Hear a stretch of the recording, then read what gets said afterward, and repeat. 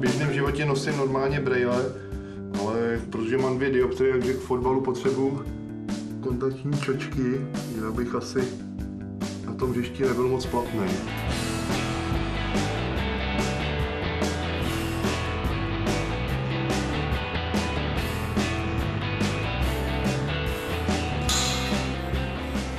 Honza byl velice hodný, disciplinovaný a milý kluk.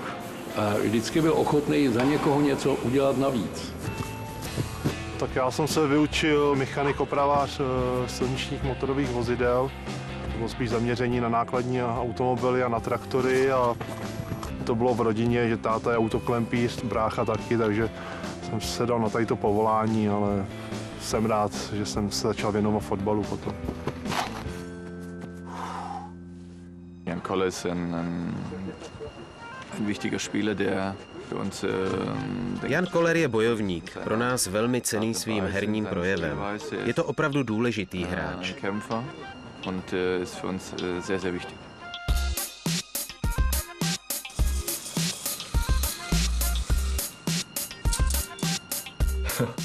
To je to první, co člověka napadne, když ho vidí.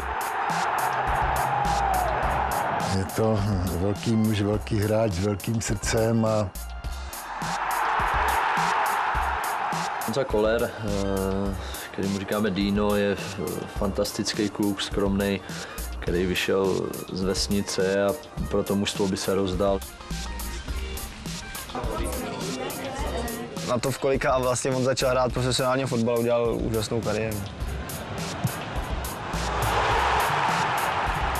Honza Koller v roce 1995, když hrál za Spartu, tak mnozí renomovaní trenéři a fotbaloví odborníci by ho nechtěli ani zadarmo do svých týmů. A on o 4 roky později se stal nejlepším fotbalistou u nás. Dnes Honza Koller má nakročeno, aby se stal nejlepším střelcem v reprezentačním dresu v historii u nás. Tak na každou návštěvu do Čech čekám jak na smilování. Mám tam spoustu kamarádů, na který se vždycky těším a zahrajeme si spolu fotbálek, zajdeme pokecat na pivko, takže mi to hrozně moc pomůže i psychicky a dodá mi to další síly do té práce potom tady v té cizině. Jo, tak ve Smetance tam tím všichni žijou, že jo. Jakmile je v televizi, tak je plná hospoda, všichni koukají na fotbal. No, rodiče ty to taky prožívají. Táta kouká v hospodě, máma doma většinou, že jo. Dobře. A když dá góla, tak tam je taková tradice, že jeho táta dá vždycky padáka celý hospodě. Takže je tam velice populární. Hele, tak mikrofon. Tak tohle je bota Karla Poborského, která se dá normálně koupit v obchodech.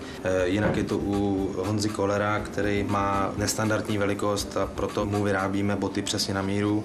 Tohle je přesný odlitek jeho nohy, podle kterého se ty boty vyrábějí. A ta bota ve finále vypadá takhle a je to vlastně velikost číslo 50. Jeho kopačky jsem samozřejmě viděl, ty nejdou přehlídnout, jdou jenom obejít. Takže Karel Poborský, Jan Koller.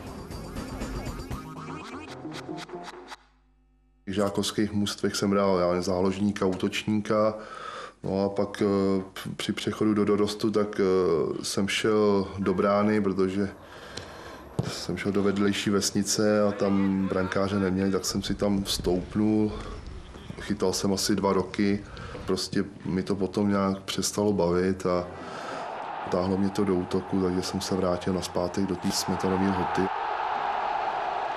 Tyto rukavice jsem dostal jako fórek za to, že jsem chytal proti Bayernu Mnichov v poslední 20 minut a podařilo se mi dostat gól.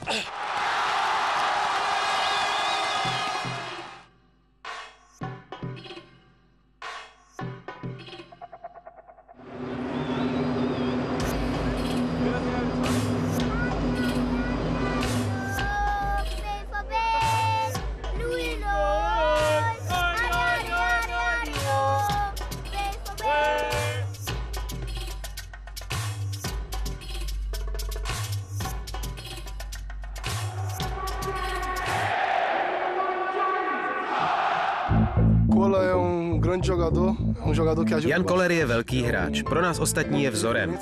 Bez něj bychom určitě nedosáhli v posledních letech tolika vítězství.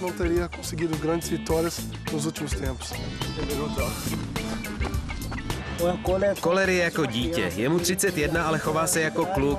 Jsme dobří kamarádi, má dobré srdce, má sebevědomí, vždycky je v dobré náladě, prostě jako Brazilec.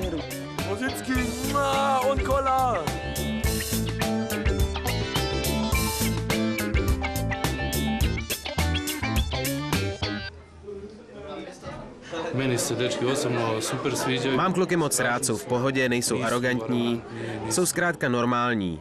Pohledni, ne bi se reklo na njima, tako da smo... No a my jim dáváme dobře najíst, aby pak mohli dobře hrát. Tako da mogu super igrat.